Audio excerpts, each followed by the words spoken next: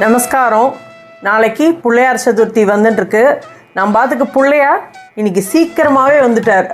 வேலைகள்லாம் ரொம்ப ஜரூராக நடந்துட்டுருக்கு. பாருங்கோ, பிள்ளையாருக்கு பலகா போட்டு உக்காத்தி வச்சுருக்கேன். கீழே கோலம் போட்டிருக்கேன். சரி, நம்ம சுவாமி ரூம்லேருந்து ஆரம்பிக்கலாம் இன்றைக்கி வீடியோவை அப்படின்னு சொல்லிட்டு பிள்ளையார்ட்டேருந்தே ஆரம்பிக்கிறேன். பாருங்கோ, எவ்வளோ அழகாக இருக்கார் பாருங்கோ. சின்ன பிள்ளையார் தான், ஆனால் ரொம்ப அழகாக பார்க்குறதுக்கே நல்ல லட்சணமாக அமைஞ்சிருக்கார். இந்த தடவை நான் கோலம் போட்டு பலகாவில் பிள்ளையாரை உக்காத்தி வச்சுருக்கேன். அப்புறம் நம்ம டெய்லி அபிஷேகம் பண்ணுற பிள்ளையாரையும் பக்கத்தில் வச்சுருக்கேன். வந்தோன்னே திராட்சை நேவேத்தியம் பண்ணினேன். அப்புறம் பூனல் போட்டு விட்ருக்கேன். எருக்கம்பூ மாலை ரொம்ப விசேஷங்கிறதுனால எருக்கம்பூ மாலை போட்டிருக்கேன். செயின் போட்டிருக்கேன். வஸ்திரம் வச்சுருக்கேன். ₹1 சுவாமிக்கு பணமும் எடுத்து வச்சு நல்லபடியாக நடத்தி கொடுப்பா அப்படின்னு வேண்டிட்டு எடுத்து வச்சுட்டுருக்கேன். நாளைக்கு விநாயகர் சதுர்த்திக்கு கொழக்கட்டையும் எப்படி பண்ணுறது அப்படின்னு சொல்லிட்டு காமிக்கிறேன். நான் நீங்களாம் எல்லோரும் பாருங்கோ, உங்களுக்கெல்லாம் ஈஸியாக இருக்கும் அப்படின்னு நினைக்கிறேன். எல்லோரும் உங்கள் ஃபீட்பேக்கை கமெண்ட்ஸில் சொல்லுங்கோ. எல்லாருக்கும் விநாயகர் சதுர்த்தி நல்வாழ்த்துக்கள்.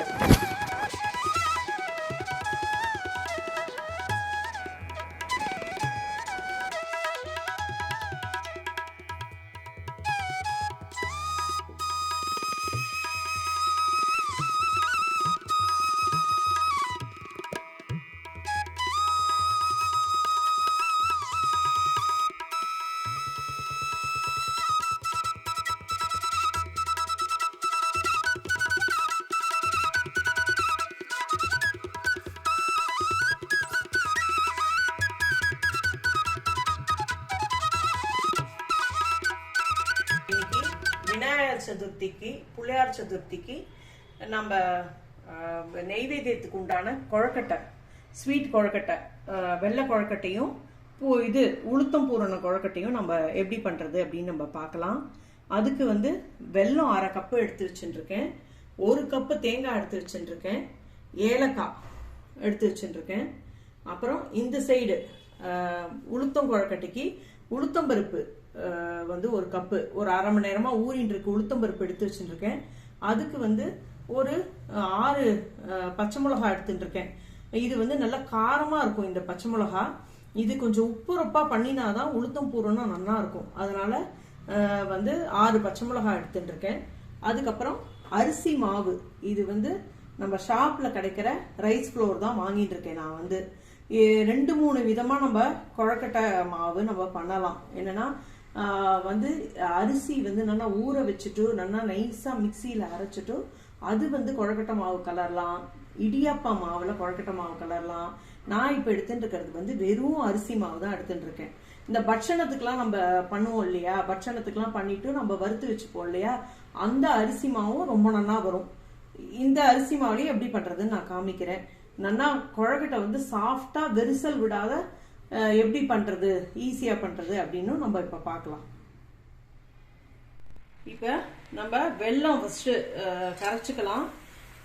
ஸ்வீட் கொழக்கட்டை பண்றதுக்கு பாருங்க, நான் 1 கப்பு தேங்காய்க்கு நான் 1/2 கப்பு வெல்லம் எடுத்துட்டு இருக்கேன். கொஞ்சமா ஜலம் விட்டு, இது பாகு பதெல்லாம் வேண்டாம். இந்த வெல்லம் நல்லா கரையணும், அவ்வளவுதான். நல்லா கரைஞ்சு நல்லா கொதிக்கும் போது நம்ம தேங்காய் போட்டு கலரிக்கலாம். இப்ப நல்லா வெல்லம் இந்த மாதிரி கொதிக்க ஆரம்பிச்சிடுது. இப்ப தேங்காயை நான் போட்டுக்கிறேன். நான் இது தேங்காய் திருவிட்டு கிரேட் பண்ணிட்டு நான் மிக்சியில நான் ஒரு சுத்தி எடுத்துன்னு வந்துட்டேன் இந்த தேங்காயை. ஏன்னா பூர்ணத்துக்கு நல்லா சாஃப்டா இருக்கும், அதை வச்சு பூர்ணம் பண்ணினா அப்படிங்கிறதுக்காக நான் மிக்சியில நல்லா ஒரு சுத்தினோன்னா ஒத்தாப்புல ஆயிடும். பாருங்களேன், நல்லா மசியே இருக்கு. இந்த மாதிரி ஆயிடும். பூர்ணம் வச்சு நம்ம மூடுறதுக்கும் சௌரியமா இருக்கும். அதனால நான் அப்படி பண்ணிட்டேன். இப்ப பூர்ணம் நல்லா ஒட்டாத வரா மாதிரி நம்ம கலரிக்கலாம். இப்ப பாருங்க, பூர்ணம் நல்லா ஒத்தாப்புல கலந்து நல்லா சேர்ந்து வர ஆரம்பிச்சிடுது. இப்படி நல்லா பாருங்கள, நல்லா மசிய நல்லா ஸ்மாஷ் ஆகி, இந்த தேங்காய் நம்ம அரைச்சின்றதுனால ஸ்மாஷ் ஆகி நல்லா மசிய வர ஆரம்பிச்சிடுது. இப்போ இந்த ஸ்டேஜில் நம்ம ஏன்னா நெய் விட்டு நம்ம பூர்ணம் கலரினோம்னா நல்ல வாசனையாக இருக்கும். அதனால நான் ஒரு ஸ்பூன் நல்லா நெய் விட்டுக்கிறேன். ஏலக்காய் பொடியும் கொஞ்சம் போட்டுட்டு நம்ம ஒரு கலரிட்டு பூர்ணத்தை எடுத்து வச்சுடலாம். நம்ம வந்து இப்போ கொழக்கட்டை அன்னைக்கு புளியார் சதுர்த்தி அன்னைக்கு பண்ணுறோன்னா நம்ம நிறைய ஐட்டம் பண்ணுற மாதிரி இருக்கும் இல்லையா. நம்ம கொஞ்சம் பூர்ணம் வந்து முதல் நாளே கொஞ்சம் வந்து மடியாக பண்ணி நம்ம ஓரமாக எடுத்து வச்சுட்டுடலாம். எடுத்து வச்சுன்னா அடுத்த நாள் வந்து கொழக்கட்டை மாவு கலரி பண்ணுறதுக்கு சௌரியமாக இருக்கும். இது வெள்ளை பூர்ணம் ரெடி ஆகிடுது. இப்போ வந்து பூர்ணம் நல்லா ஆற வச்சு ஒரு டம்ளர் இப்போ பண்ணி காமிக்கிறதுக்காக எடுத்துட்டு இருக்கிறதுனால ஒரு டம்ளர் எடுத்துட்டு இருக்கேன். நான் வந்து இந்த ஒரு டம்ளருக்கு இதே மெஷர்மெண்ட்ல 1.5 டம்ளர் ஜலம் வச்சுட்டு இருக்கேன். நான் வந்து இப்போ இந்த தண்ணி வந்து நல்ல பாயில் ஆகி நல்லா நம்ம பபிள்ஸ் வரும் இல்லையா, அந்த ஸ்டேஜ் வர வரைக்கும் கொதிக்கணும் தண்ணி வந்து. அப்புறம் அது கொதிக்கிறதுக்குள்ளேயும் நம்ம இங்கே இந்த உளுத்தம்பருப்பு ஊற வச்சிருந்தோம் இல்லையா, பச்சை மிளகா உளுத்தம்பருப்பு, இதில் இதுக்கு தேவையான உப்பையும் போட்டு நம்ம இதை அரைச்சின்னு வந்துடலாம். இப்போ வந்து அந்த உளுத்தம்பருப்பு ஊற வச்சிருந்தோம் இல்லையா, உளுத்தம்பருப்பு பச்சை மிளகா உப்பு, அதுக்கு தேவையான உப்பும் நான் அதில் போட்டு அரைச்சின்னு வந்துட்டேன். இதை வந்து நம்ம இந்த மாதிரி ஒரு பிளேட்டில் போட்டு நல்லா பரத்தலாக போட்டு இந்த இட்லி ஸ்டீம் பண்ணுற மாதிரி கொழக்கட்டை ஸ்டீம் பண்ணுற மாதிரி ஒரு 5 நிமிஷம் ஸ்டீம் பண்ணி எடுத்துன்னு வந்தோம்னா இது நல்லா வெந்துடும். இந்த உளுத்தம் பூரணம் வெந்ததுக்கப்புறம் நம்ம தாளிச்சு கொட்டி நம்ம வந்து கொழக்கட்டைக்கு ரெடி பண்ணும்.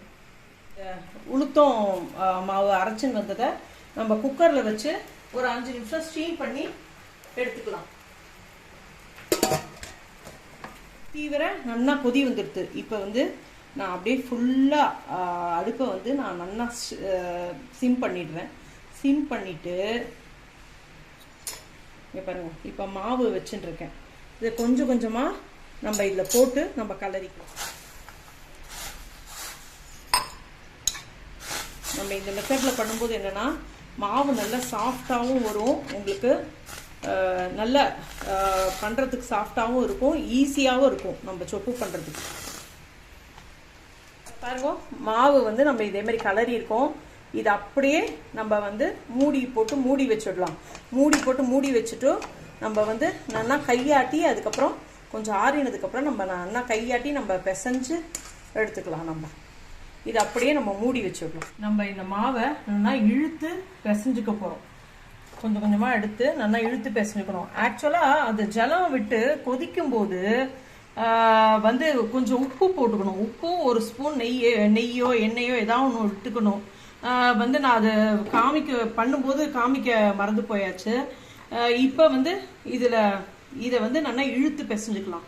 மாவை நல்லா இந்த மாதிரி நல்லா நம்ம கையில் வேணால் நீங்கள் சூடு லைட்டாக இருந்ததுன்னா கொஞ்சம் ஜலத்தை அப்படி கையில் அப்படி தொட்டுண்டு இதை நம்ம நல்லா ஒத்தாப்பில் வரா மாதிரி நல்லா இப்படி பிசைஞ்சு விட்டுட்டோம்னா சொப்பு பண்ணுறதுக்கு நல்லா வரும். கொஞ்சம் எண்ணெயை விட்டுக்கணும். எண்ணெயை அதுவுமா தொட்டுண்டு தேங்காய் எண்ணெய் எடுத்து வச்சுட்டுருக்கேன். நீங்கள் எப்படி நெய் எடுத்து வச்சுக்கிறதுனா நெய் எடுத்து வச்சுங்கோ, இல்லைன்னா நார்மல் ஆயில் தேங்காய் எண்ணெய் வாசனை பிடிக்காதுன்னா நல்லெண்ணெய் பிடிச்சுன்னா நல்லெண்ணெய் எடுத்துங்கோ. அது உங்களோட சௌகரியத்தை பொறுத்து இருக்குது. பாருங்க, இந்த மாதிரி நல்லா இழுத்து நல்லா பிசையணும். அப்போ தான் மாவு வந்து நல்லா ரப்பர் மாதிரி வரும், நம்மளுக்கு பண்ணுறதுக்கும் ஈஸியாக இருக்கும்.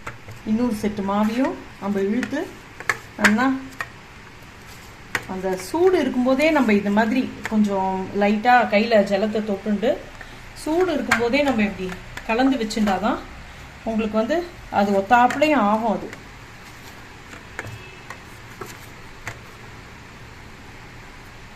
ஊற இருக்குது, அதனால தான் நான் கையில் ஜலத்தை தொட்டு இழுத்து பிசைஞ்சுக்கிறேன். இப்போ இதே மாதிரி நான் எடுத்து மூடி வச்சுட்டுருக்கேன். நீங்கள் ஈரத்துணி போட்டு மூடி வச்சுக்கிறதுனால, ஏன்னா நிறைய மாவு இருக்கும் இல்லையா, நம்ம புளியார் சதுர்த்தி அன்னைக்கு நிறைய பண்ணுவோம். அதனால் வந்து ஈரத்துணி துணியை நல்லா நனைச்சிட்டு நல்லா புழிஞ்சிட்டு ஈரத்துணியை வந்து அதை போட்டு மூடி வச்சோன்னா நம்மளுக்கு வந்து மாவு காயாத இருக்கும். இப்போ பாருங்க, புள்ளையார் பிடிச்சி எடுத்து வச்சு விடலாம். ஏன்னா முதற் கடவுள் இல்லையா விநாயகர், அதனால் நம்ம ஃபஸ்ட்டு பிள்ளையாரை வேண்டிட்டு நம்ம எந்த காரியம் செஞ்சாலும் அந்த காரியம் வந்து நல்லபடியாக முடியும் அப்படின்னு உண்டு. நீங்கள் பிள்ளையாருக்கு வேண்டிட்டு ₹1 எடுத்து வச்சுட்டு நீங்கள் பண்ண ஆரம்பிச்சீங்கன்னா எந்த காரியமும் தடங்கள் இல்லாத நல்லபடியாக நடக்கும். அதனால தான் சித்தி விநாயகர் பிள்ளையாருக்கு நிறைய பேர்லாமும் இருக்குது நம்மளுக்கு. அவருக்கு வந்து அன்னைக்கு நிறையா பிரசாதம் பண்ணலாம். நம்ம இது ஸ்வீட் கொழுக்கட்டை, உளுத்தம் பூர்ண கொழுக்கட்டை, எள்ளு கொழுக்கட்டை, அப்புறம் அந்த அம்மினி கொழுக்கட்டை, பால் கொழுக்கட்டை பண்ணலாம். அப்புறம் நெய் கொழுக்கட்டை ரொம்ப ரொம்ப விசேஷம். அப்பம் பண்ணுறது வழக்கம். சுண்டல் பண்ணுறது, கொண்டக்கடலை சுண்டல் பிள்ளையாருக்கு பண்ணுறது ரொம்ப ரொம்ப விசேஷம். அது மாதிரி சோமாஸ் பண்ணுவா. ஒவ்வொருத்தர் என்ன வழக்கமோ வாத்தில் அதெல்லாம் நம்ம பண்ணலாம். அதிரசம் வேணால் அதிரசம் பண்ணலாம். நம்ம வந்து நம்ம சுவாமிக்கு வந்து நைவேத்தியம் பண்ணுறதுக்கு என்ன எவ்வளோ பண்ணாலும் நம்மளுக்கு வந்து சுவாமிக்கு பண்ணுறதுக்கு நம்மளுக்கு ஆசையாக தான் இருக்கும். இந்த மாதிரி நம்ம வந்து கொழுக்கட்டைக்கு இந்த மாதிரி ரவுண்டாக உருட்டி போட்டுட்டோம்னா அது ஈஸியாக இருக்கும். வச்சு மூடுறதுக்கு ரொம்ப சௌரியமாக இருக்கும். அதனால் சின்ன சின்ன பால்ஸாக உங்களுக்கு எப்படி வருமோ அந்த மாதிரி இப்படி உருட்டி போட்டுட்டோன்னு வச்சுக்கோங்களேன், அது வந்து பூர்ணத்தை டக்கு டக்குன்னு வச்சு நம்ம மூடி வந்து வேக வச்சுடலாம்.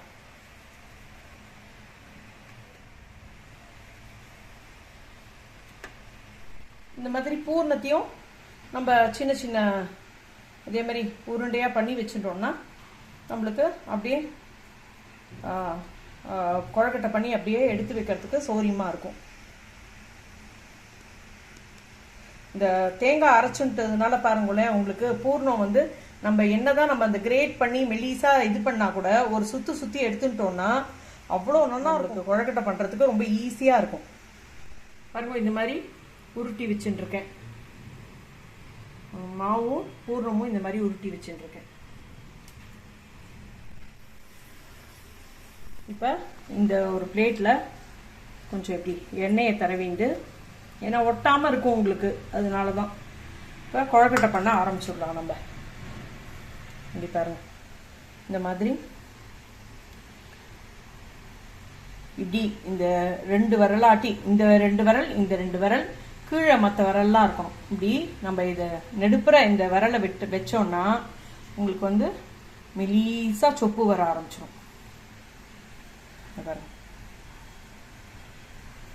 ஏன்னா இந்த மாவு வந்து மெல்லீஸா இருந்தாதான் உங்களுக்கு ஸ்வீட்டு வந்து தெரியும். இதை நம்ம தடியா பண்ணிட்டோம்னு வச்சுக்கோங்களேன், வந்து ஸ்வீட்டு வந்து ரொம்ப குறைச்சலா இருக்கும். இப்ப இந்த பூர்ணத்தை உள்ள வச்சுட்டு இப்படி கையில் இப்படி வச்சுருவோம்.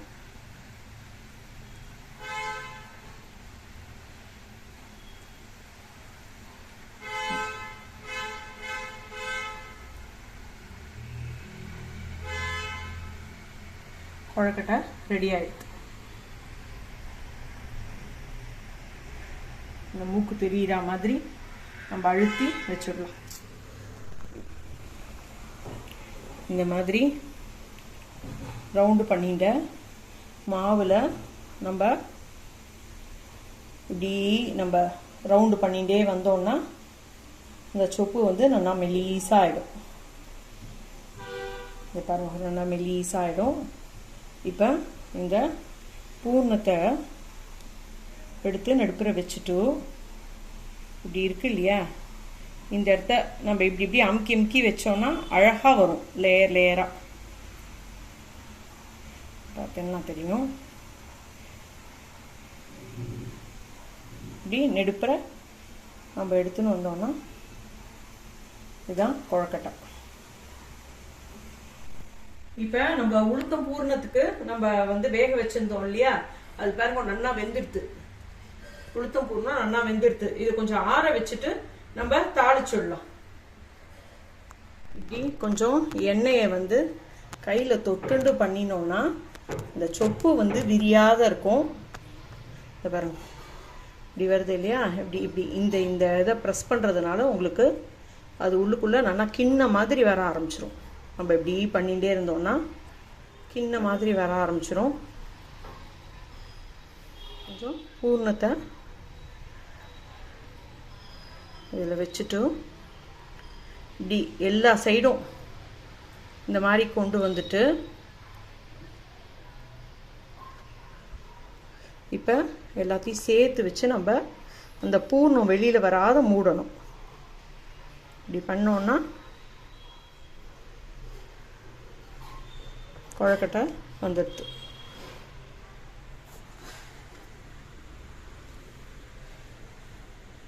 கொழக்கட்டை பண்ணியாச்சு. இதை வந்து நம்ம ஸ்டீம் பண்ணி எடுத்துக்கலாம். ஒரு 5 நிமிஷம் ஸ்டீம் பண்ணால் போதும். இது வந்து கலர் மாறணும். மேலே பார்த்தீங்கன்னா உங்களுக்கு பல பலன்னு இருக்கும் கொழக்கட்டை. அந்த அளவுக்கு அதை ஸ்டீம் பண்ணி எடுத்துக்கலாம். நம்ம உளுத்தம் பூரணம் தாளிச்சுக்கலாம். நான் கொஞ்சம் தேங்காய் எண்ணெய் விட்டுக்கிறேன். தேங்காய் எண்ணெயில் தாளிச்சு கொட்டினா ரொம்ப நல்லா இருக்கும். எண்ணெய் காய ஆரம்பிச்சுடுத்து கடுகு, உளுந்து,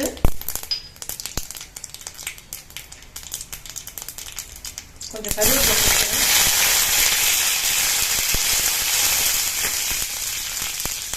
பெருங்காயமும் போட்டுக்கலாம். போட்டுட்டு நான் வந்து இங்கே பாருங்க, இந்த உளுத்தம் பூரணம் நம்ம வந்து வேக வச்சு வச்சிருந்தோம்ல, அதை நான் சும்மா இந்த மாதிரி கட் பண்ணி வச்சுட்டுருக்கேன். ஏன்னா உசிலிக்கணும் இல்லையா, அதனால நான் வந்து கட் பண்ணி வச்சுட்டுருக்கேன். இதை இப்போ நம்ம வந்து இது எண்ணெயில் போட்டு உசிலிச்சு எடுத்துக்கலாம். நம்ம இந்த மாதிரி இப்படி பண்ணி விட்டுட்டே இருந்தோம்னா ஒரு 5 நிமிஷத்தில் இது வந்து நல்லா சாஃப்டாக போயிடும் இந்த உளுத்தம் பூரணம். அதுக்கப்புறம் நம்ம பூரணம் பண்ணி கொழக்கட்டை பண்ணி இப்போ பார்த்தீங்கன்னா அந்த உளுத்தம் பூரணம் நல்லா உதிரியாயிடுது. இப்போ வந்து நம்ம இதில் கொஞ்சம் கொத்தமல்லி போட்டு இறக்கினா நல்லாயிருக்கும். இந்த சூட்டுலேயே கொத்தமல்லியும் போட்டு நல்லா கலந்து விட்டுடலாம். பார்த்தீங்கன்னா தெரியும் நல்லா உதிரியாயிடுது. நல்லா கலரி விட்டுட்டு ஆற வச்சு இப்போ நம்ம உளுத்தம் பூரணமும் பண்ண ஆரம்பிச்சிடலாம்.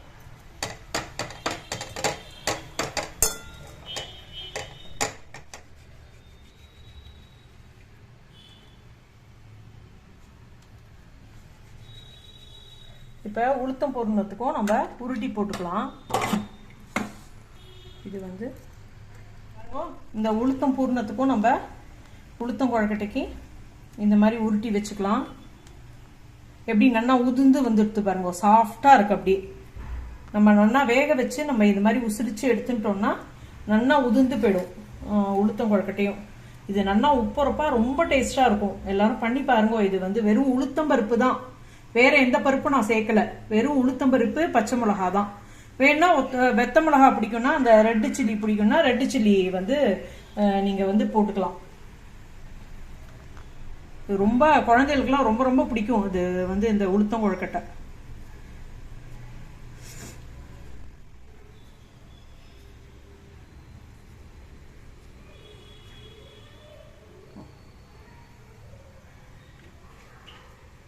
உளுத்தம் கொழுக்கட்டைக்கும் நம்ம இந்த பிளேட்டில் வந்து எண்ணெய் தடவிண்டு பாருங்க. இப்போ இது அதே மாதிரி தான். இது கொஞ்சம் வேறு ஷேப்பில் நம்ம பண்ண போகிறோம். அது நல்லா ரவுண்டாக பண்ணினோம் இல்லையா, இது வந்து கொஞ்சம் நீட்டமாக பண்ணணும். ஏன்னா வித்தியாசம் தெரியணும்ல, எது உப்பு கொழுக்கட்டை எது ஸ்வீட்டு அப்படின்னு சொல்லிட்டு வித்தியாசம் தெரியணுங்கிறதுக்காக நம்ம இதை கொஞ்சம் பெரிய சொப்பாக பண்ணிக்க போகிறோம். பண்ணிட்டு பெருசாக இருக்கும் போட்டோம். இதை வந்து இது இப்படி வச்சுண்டு இங்கே பாருங்கள், இந்த முனையை இது உள்ளே இப்படி அமுக்கிண்டு இந்த முனையை நம்ம இப்படி க்ளோஸ் பண்ணிக்க போகிறோம். இந்த இடத்த நல்லா இப்படி வச்சுண்டா இது பாருங்க, இது வந்து இப்படி மடக்கிண்டு நம்ம இப்படி அமுக்கி விட்டுட்டே இருந்தால் பார்க்க நல்லா இருக்கும் கொழுக்கட்டை. இதோ இந்த முனையை வந்து நம்ம இப்படி பண்ணணும். இப்படி பண்ணினா கொழுக்கட்டை வந்து பார்க்கறதுக்கு நல்லா இருக்கும்.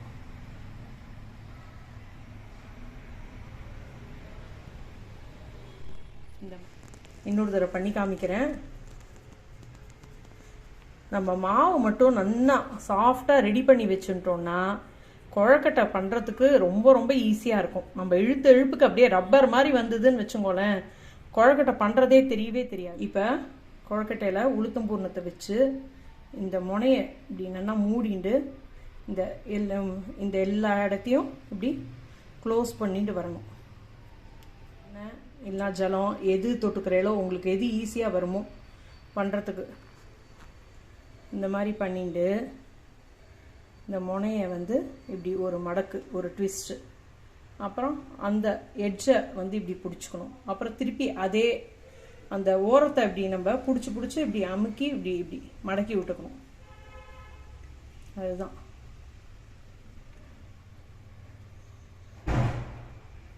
இப்படி பண்ணிகிட்டே இருந்தால் அழகாக இருக்கும் பார்க்கறதுக்கு.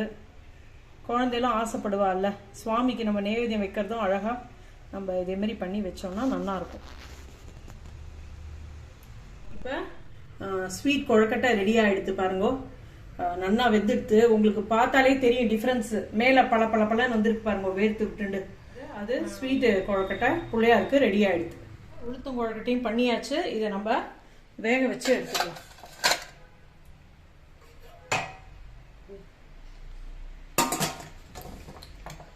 ஒரு 5 நிமிஷம் ஸ்டீம் பண்ணி எடுத்துக்கலாம். இப்போ உப்பு கொழுக்கட்டையும் ரெடி ஆகிடுது.